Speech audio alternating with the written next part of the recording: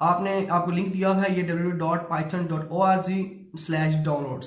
इसके ऊपर जाना है और आपने वहां से पाइथन को डाउनलोड कर लेना है, लेटेस्ट वर्जन को, कोई भी पाइथन को डाउनलोड करना है और उसको डाउनलोड करने के बाद इंस्टॉल कर लेना है और उसके ऊपर टेस्ट कोड रन करने हैं और प्रोग्रामिंग को एंजॉय करना है। चलिए इसका मैं आपको बताता हूँ कैसे करते हैं। सिंपली आप आएंगे गूगल के ऊपर, ठीक है, और यहाँ पे आप करेंगे क्या, यहाँ पे टाइप करेंगे पाइथन, ठीक है, सॉरी टाइप गलत हो गया, ठीक है, पाइथन डाउनलोड करेंगे आप, सिंपल डाउनलोड करेंगे। नो इंटरनेट, यहाँ से इंटरनेट में कनेक्ट कर लेता हूँ, मेरे पास इंटरनेट ओके, मैं ये इंटरनेट कनेक्ट किया जी। अब यहाँ से मैंने ये सर्च किया और यहाँ से मैं पाइथन आ गया मेरे पास और यहाँ पे डाउनलोड पे गया। डाउनलोड पे जाने के बाद आपने यहाँ पाइथन डाउनलोड कर लेना है।